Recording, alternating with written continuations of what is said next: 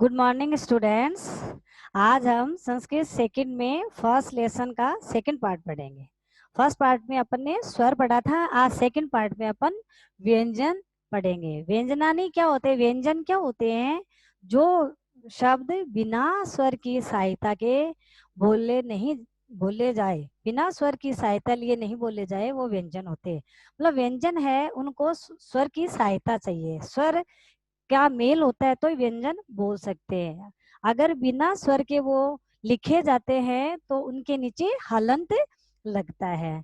अब स्वर को भी तीन भागों में, सॉरी, व्यंजन को भी तीन भागों में बांटा है, स्वर को भी तीन भागों में बांटा है और व्यंजन को भी तीन भागों में बांटा है।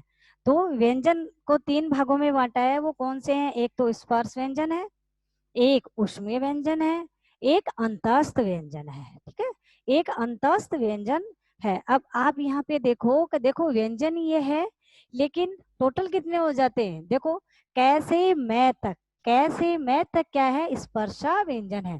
कैसे मैं तक स्पर्शा व्यंजन है। इसमें आप ये देखो कि कै,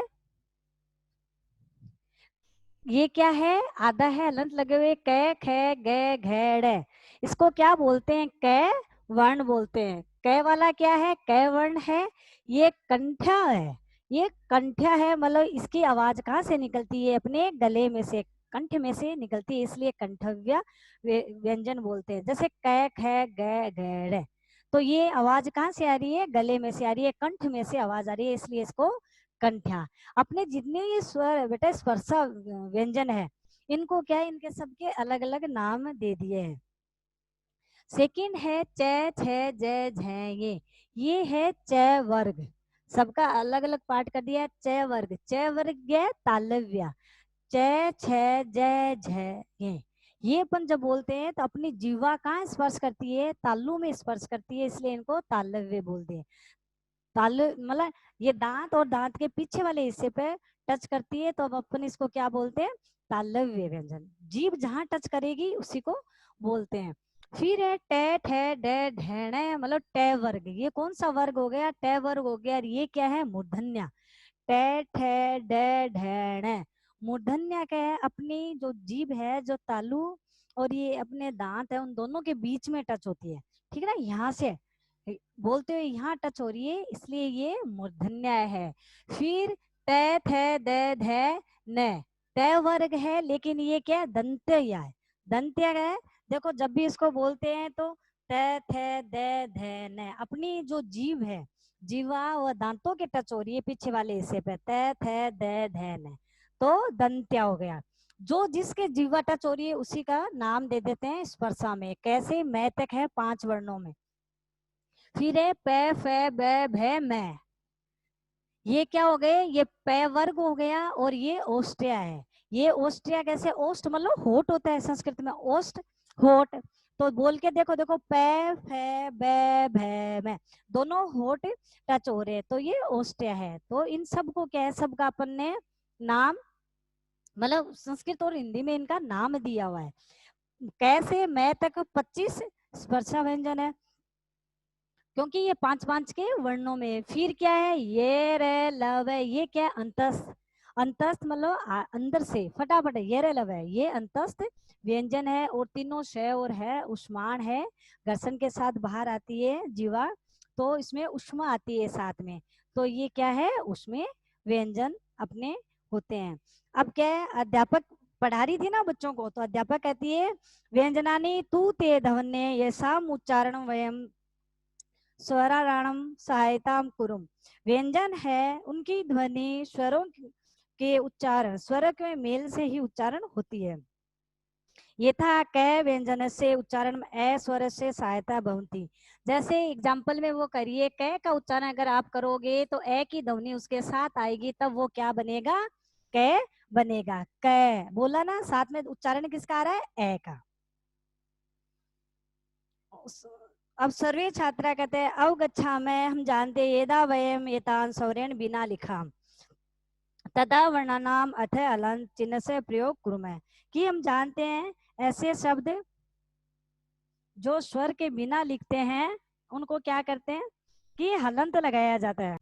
जो इनके मतलब बिना जो स्वर के लिखा जाता है उसके शब्द के हलंत लगाया जाता है, मतलब वो आधा होता है। जैसे क के नीचे अपने ये हलंत लगाया, अगर ए नहीं होएगा तो ये ऐसे लिखा जाएगा। अध्यापक अति सुंदरम अथुना भवन्ते व्यंजनाम वर्गीकरण पश्यन्तु। ये बहुत ही सुंदर जवाब दिया आपने, अथुना भवन्ते व्यंजनाम वर्ग। लेकिन फिर भी अपन क्या व्यंजनों का वर्गीकरण हम देखेंगे। वर्गों का वर्गीकरण ये रहा, क वर्ग, च वर्ग, ट वर्ग, त वर्ग और प वर्ग, अंतस और ये उष्मीय व्यंजन। ये है व्यंजनों का वर्गीकरण। सर्वे छात्रा कहते हैं महोदय अयोग व किम अस्ति। सभी छात्र पूछते हैं कि टीचर से कि आप बताइए कि अयोग व क्या है। अध्यापक है उत्तमम प्रश्न, बहुत अच्छा प्रश्न पूछा है। संस्कृत भाषा है अनुस्वार विसर्ग च दो अयोग वाहो स्तः। संस्कृत भाषा में अनुस्वार क्या है, अनुस्वार और विसर्ग दो है अयोगवा। अनुस्वार और विसर्ग क्या हो गए, अयोगवा है। अयोगवा इस पाठ में कितने हो गए, अयोगवा भी दो हो गए, एक है अनुस्वार दूसरा विसर्ग। ये अनुस्वार है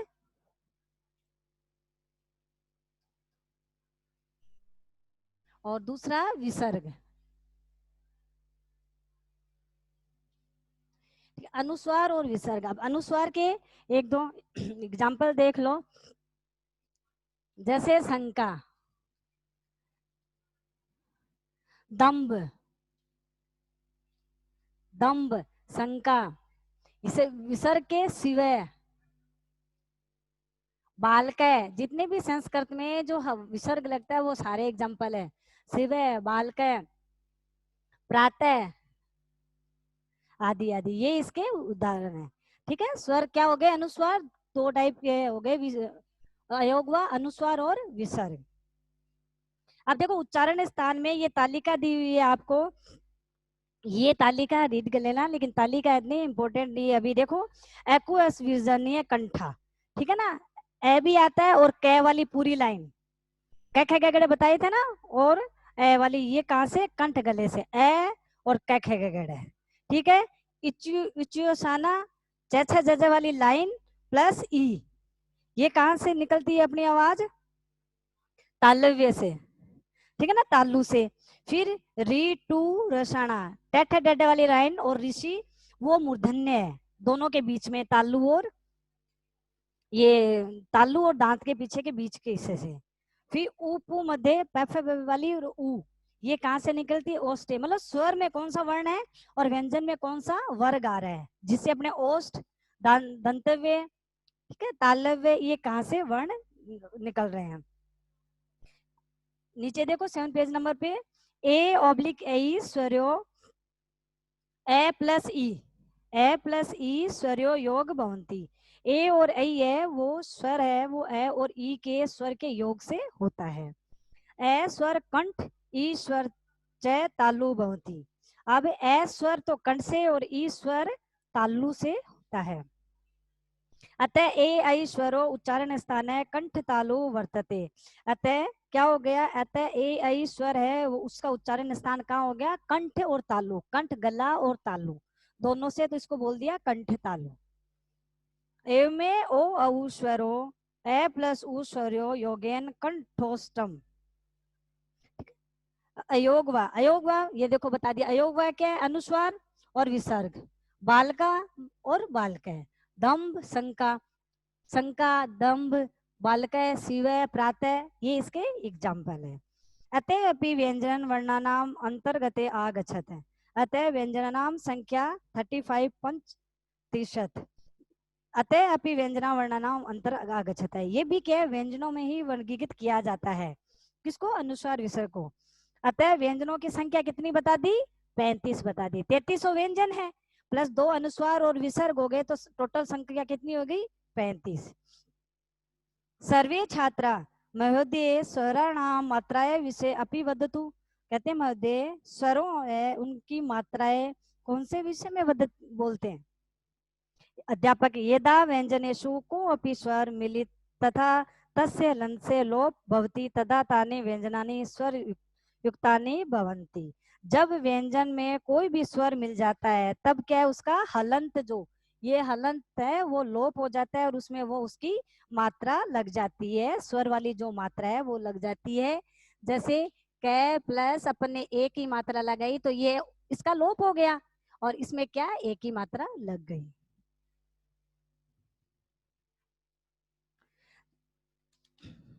जैसे ई, छोटी ई है और अगर कै में लगानी है तो अपन की क्या बन गई, की बन गई। जो भी आप मात्रा स्वर की लगा रहे हो वो उसमें मिल जाती है, तब वही हो जाता है। अब सर्वे छात्रा महोदय केचित विशिष्टा ध्वनि भवन्ति। महोदय किसको कह रहे हैं, अध्यापक को कह रहे हैं कि महोदय केचित विशिष्टा ध्वनि भवन्ति, कह कौन सी विशिष्ट ध्वनि है।